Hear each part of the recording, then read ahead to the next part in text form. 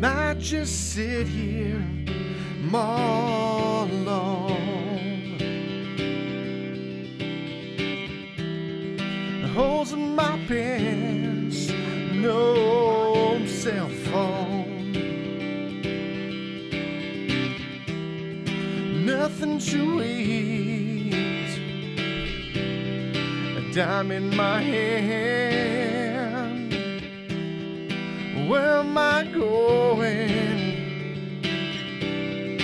What am I doing? There's a blue sky, there's a new day for me to find my way.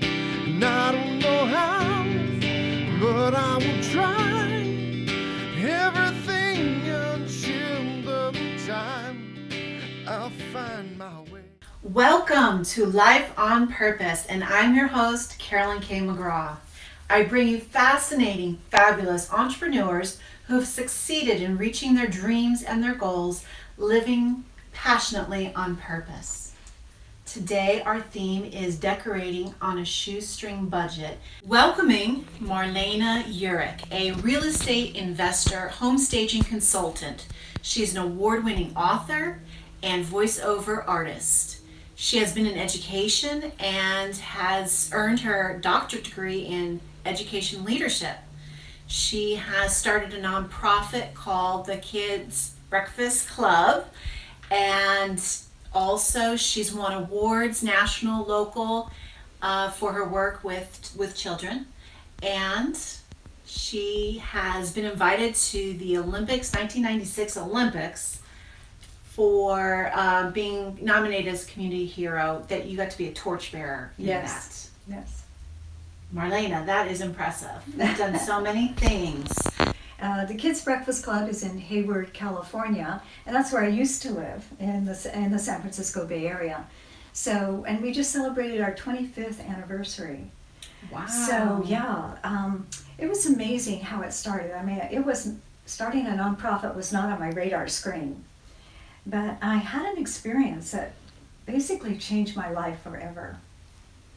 You see, even though I've been an educator all these years, I never thought about childhood hunger as being an issue. So, step back 25 years ago, I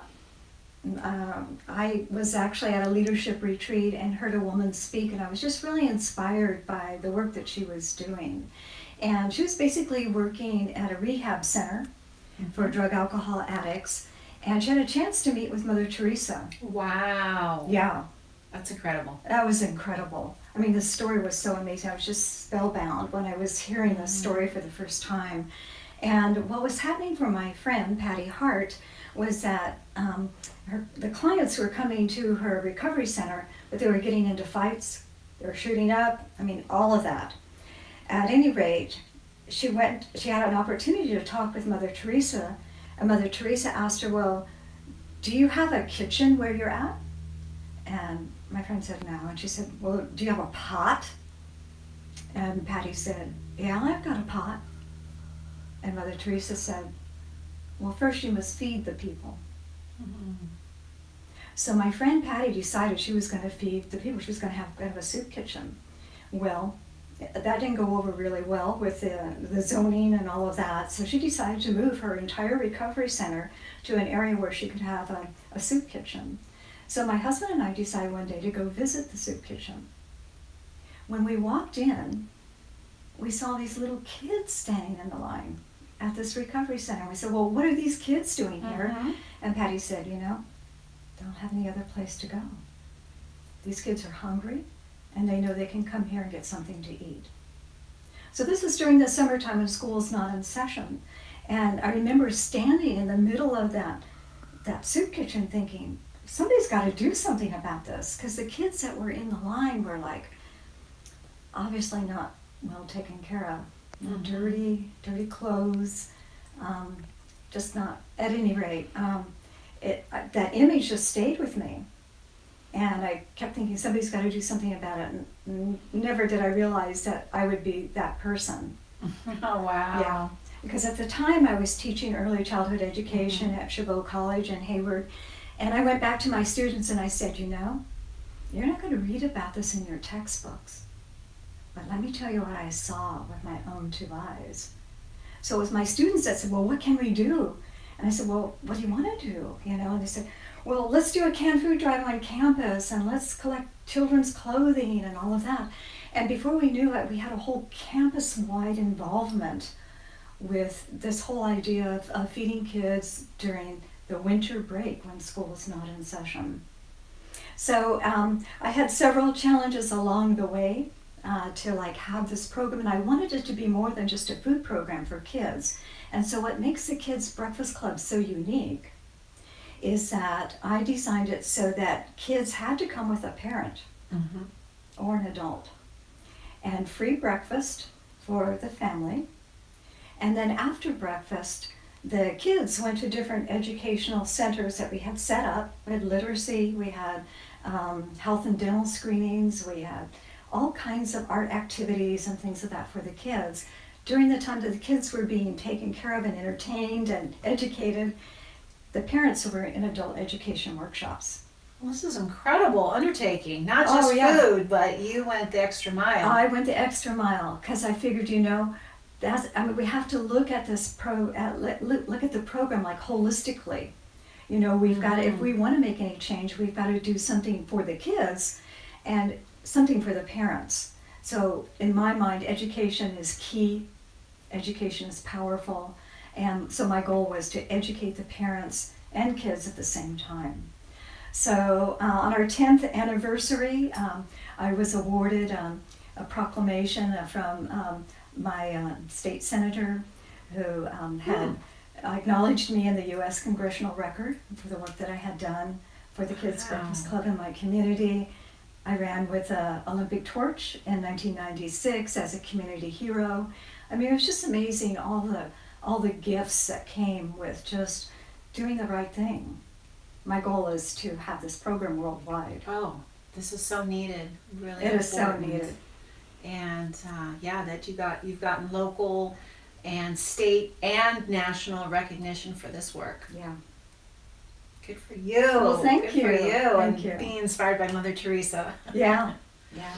All right, so back to your book that's just come out, The Secret Sauce of Staging. First of all, tell us, what is a home stager? Good question. I didn't even know there was such a thing as a home stager. But a home stager is a person like myself who, first of all, loves what they're doing in terms of getting a home ready for either for the real estate market or doing a home makeover or even a room makeover. A home stager is a person that comes in to evaluate a space and to make recommendations for how it can look better, maybe flow better, accessories that might be needed.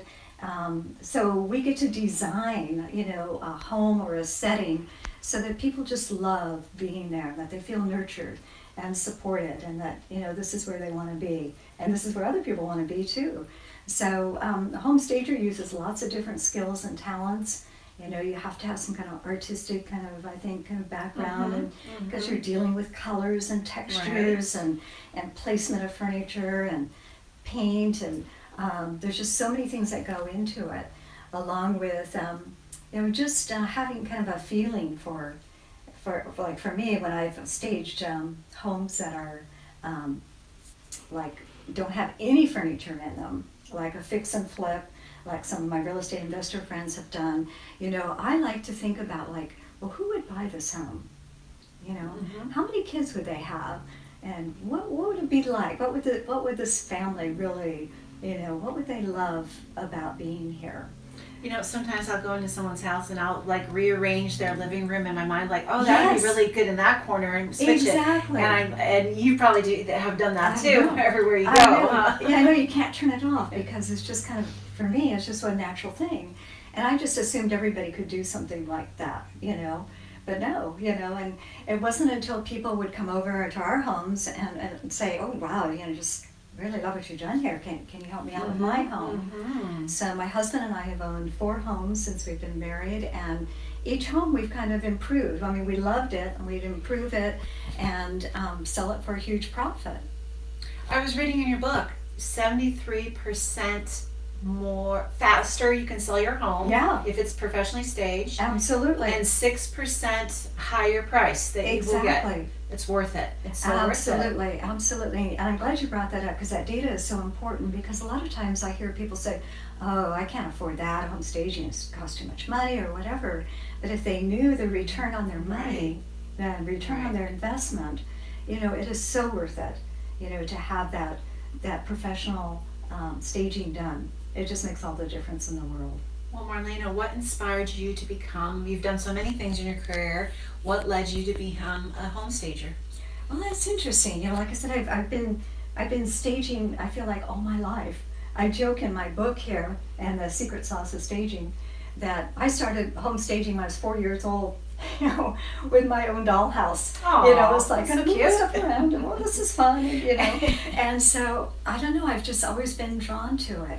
But, and it has been a hobby up until recently.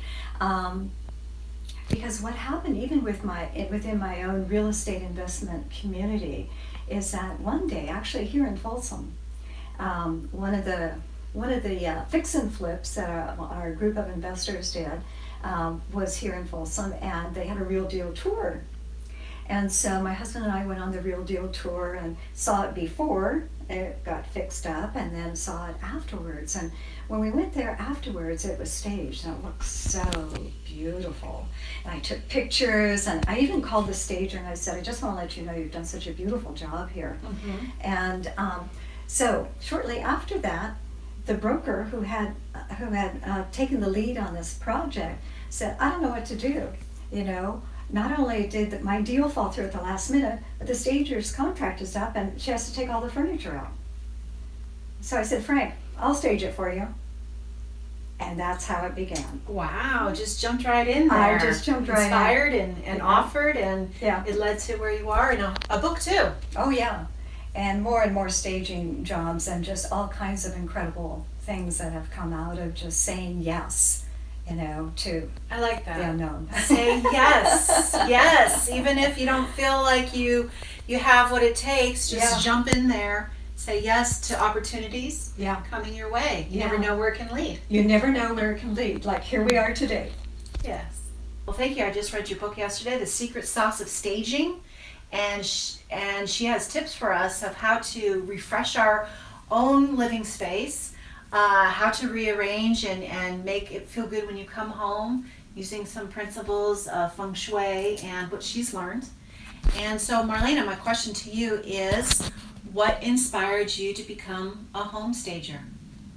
I think, for me it was just realizing my own kind of peace of mind when I had my home kind of just the way that I wanted it to be. And that wasn't always the case, because as I share in my book, The Secret Sauce of Staging, I'm a former clutter queen. Oh, a Yeah. clutter queen. Wow. Clutter queen. I mean, bad news. Not way bad It news. is but hard to throw things away. It is hard to throw things away. I have that issue too. And at one point in my life, I was a single parent, so I was dealing with a lot of stuff, and with 2 young kids, and I just didn't feel like I had time to hardly do anything.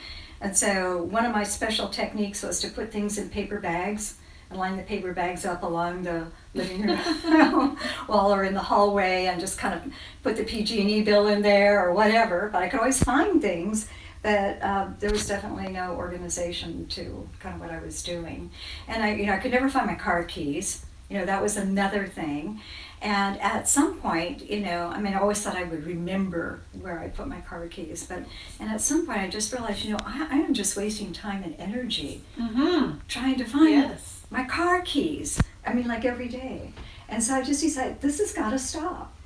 So I think this is a whole thing of bringing in a new way of being, a new way of creating my environment so that it would support me, in my schedule and in everything that I was doing. So just finding the little habits, new habits that I could create, was like kind of the beginning, I think, of becoming a home stager. It was like, oh, if I put my keys in the same place every time, they'll be there. You think it's obvious, but a lot of people have this issue. I know, Yes. I know. And it was like, it was such a waste of time. So I just decided I'd like that. I like the certainty of certain things. And so having a home that was like well decorated and had the things in there that I loved, just really brought a certain kind of peace of mind and security for me. And we're all striving for more peace of mind. And if our environment and our home can help us feel that at the end of the day when we come home, that we don't have the things we don't like or the broken things or the clutter is huge. Is huge. Now, so you were the clutter queen, and you tell a story in here that just made me laugh about you were newly married, the in-laws were coming to visit, and your house was a mess, and you didn't have much time. Right. And you did something quite hilarious. I would have never thought of this. You got to tell us. Okay. Well, it was really a mess, And my ex-husband and I, we had this habit of like putting all the dishes in the sink, like and we would wash them at the end of the week. So we'd have like this huge pile of dishes, and I would start smelling all that dirty dishwater and everything. It was crazy. I don't know, we were young and whatever. But I was like, okay, so what do we do? Because actually both in-laws and my parents were coming. So it was like, So it's okay, we got to get our stuff together here, And so I just thought, okay, where am I going to put everything? I didn't have enough time to really organize stuff and make it look good. So I just started putting everything in the bathtub. The bathtub. The bathtub. Yeah, the bathtub. And I had a shower curtain, so I figured, okay, I'm just going to pull the shower curtain after I throw everything in the bathtub, and nobody will know. So to this day, I don't know if anybody looked behind that shower curtain, but if they did, I'm sure they got an eyeful. Well, it's creative, quick fix. You don't have boxes or a garage, you put everything, use the bathtub. That's right, because in a little tiny apartment, I was like, there's no place to put anything. So yeah, you're right, it was a quick fix. So Marlena, in your book, you talk about helping people get ready to sell their home, to make it look the curb appeal and make it appealing to people to want to buy their home, and kind of taking the stress out of that whole process. So you have questions and what's the vision, and really helpful. But you also just help people that just want to refresh and remodel a room or organize. Yeah. Can you give us some tips that you would give to people? Sure. And basically, we call that process of taking kind of the existing furniture and accessories, we call that kind of redesign. Mm-hmm. So actually, one of the techniques I like to use, because we're so used to having things a certain way, and so the whole idea around redesign is to like take the usual and make it a little unusual, a little different. So one strategy is to take everything and just kind of put it in the middle of the room. And then just say, okay, so we know how it used to be, what are some other options? So just taking piece by piece and just moving it in a different direction or different angle, will just give a whole different perspective. And most people go, I never thought of that. But they find that once we get in there and start going through the process, that it's like, oh, that is really nice, and I can do this, I can live with this, this looks really great. I have to tell you, I love variety and change. Yeah. And I'll rearrange my living room for the seasons. Yeah. And I just love that, just enlightens and just, feels good. But people that struggle with change, like my husband, he does not like it when I rearrange the furniture. So I have to warn him ahead of time and say, what do you think? I love going on the angle, the TV in the corner and the couch on the angle. Because I have a big living room. So what other tips do you have for people to just I think experiment? Experiment is one, and don't be afraid of change. I mean, especially if you're just kind of entertaining ideas of what would it be like. First, it's cheaper than moving or buying a new house or whatever. It's just to start moving some things around. And I think it's really important that people have things that they love. And so much of us, including myself, it's so easy to just kind of take on more and more things, and before you know it, what used to be an empty shelf is now filled with stuff. And I really That you like don't use or that don't you don't need. use, or you have duplicates or whatever. And so I really like to make things clean and simple, and make sure that people have those things that they love the most, the things that they cherish, the things that maybe somebody else may not realize the value, but it has value to you. Right. And in one home, actually it was just an office space that I helped a client develop. We started off as a guest room, and it was their guest room, but it didn't take long before that room just got totally cluttered. And so they wouldn't even open up the door for guests. It was like, oh, okay, I'll sleep out in the living room. But what we did is, she brought in things from their family vacations. She wanted the room to be for her and her husband, a place to sit and pay the bills, and then another space across from them for their kids to come and work on the computer, do their homework or whatever. So she still wanted family, a theme there. That wasn't just for mom and dad, it was just for... I like that, having a theme for the room. And I talk about building. that in the secret sauce of staging. It's like the theme is really important. What's the purpose of the room? What do you want to create? What kind of feelings do you want to have when you walk in there? So that's how I work with people, is because I want to help them fulfill their dream of whatever that image is. And so just having... number one, I think, for the secret sauce of staging in my book is like just declutter. Just get rid of. Number one, yeah. In fact, I've heard of people that have had a home stager come in and they were going to sell their home, and they got rid of the clutter, they rearranged, they freshened up.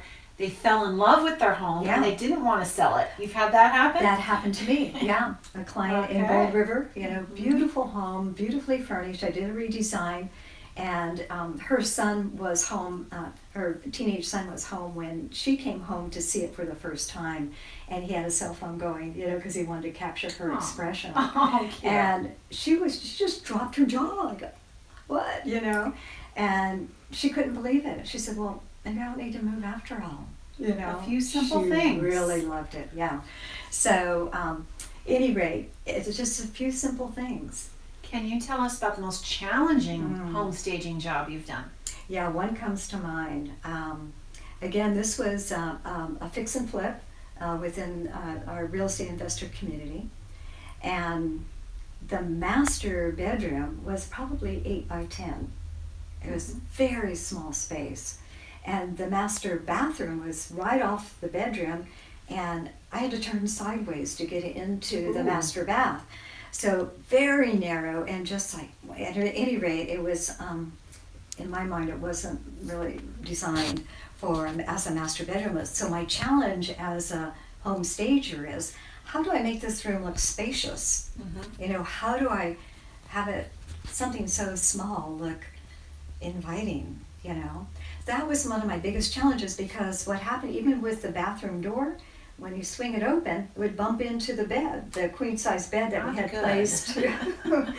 So, any rate, trying to keep the eye up, so a lot of pictures up, tall dresser up, just so that people could kind of focus on what was on the walls. And that house was probably the most challenging, And there could have been some quick fixes if they maybe took out that wall and extended it, but they sold it as it was, but it was a challenge for me to make it look bigger than it was.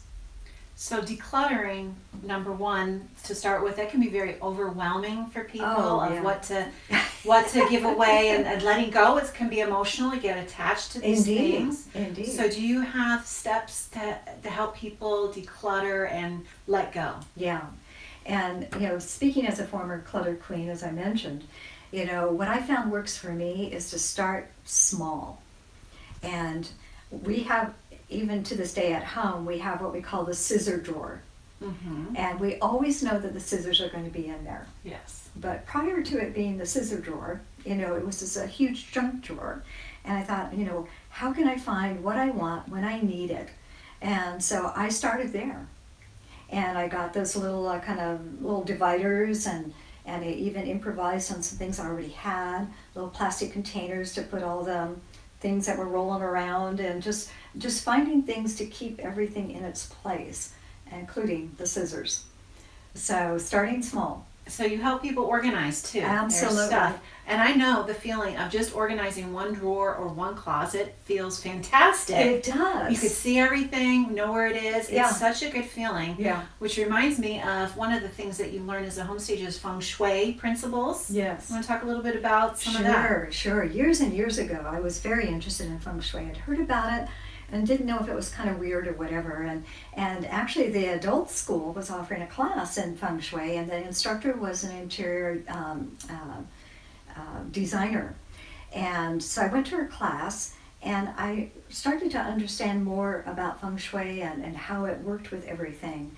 And so I delved into it a little bit more. I even had her come over and do some feng shui in our home. And I'll tell you about the results of that but in a little while. But just so that people know that, feng shui, the actual literal interpret or translation of the word is wind and water. Mm. And feng shui seeks to harmonize a person and their environment. I love that And word, harmonize. That's one of my harmonize. favorite words. Oh, okay. So you really get that meaning. Yes. Yeah. Yes. It's so important. So, there's incredible, I want to say, kind of science in a way. At least it makes sense to me.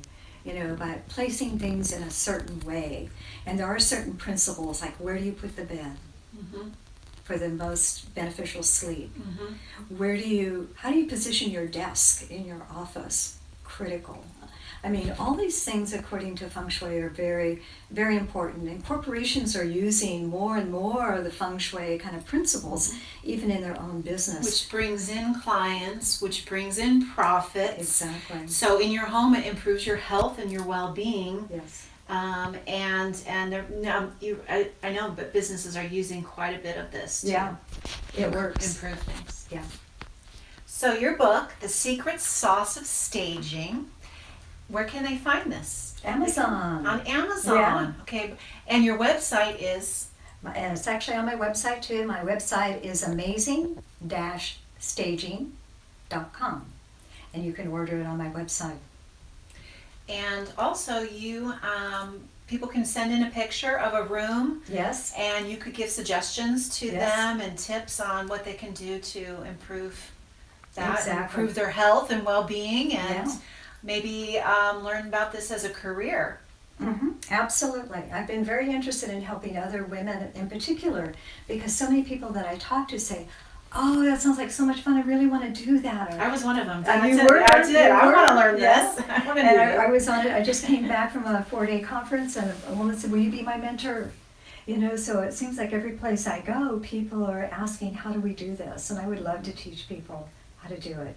It's such a fulfilling kind of way of self-expression and helping others. Creativity and improving your environment with the harmony. Yes. And there's just so much benefit, not just if you're moving and selling your home, Yeah. but just improving the way you feel in your home. Exactly. Marlena Uhrich's book, The Secret Sauce of Staging, I highly recommend it for getting your home ready to sell at top dollar, or just freshen up your home and make it more comfortable and more harmonious. And I wanted to share one of my favorite quotes in here that you wrote. Irma Bombeck, you quoted in here. "When I stand before God at the end of my life, I would hope that I would not have a single bit of talent left and could say, I used everything you gave me." And that's what you've done in your life. You used your talents, discovered new talents, jumped in there, said yes. Yeah. And using creativity and your imagination and writing, second book out. And you can find this on Amazon. Might just sit here more alone. The holes in my pants, no cell phone. Nothing to eat, a dime in my hand. Where am I going?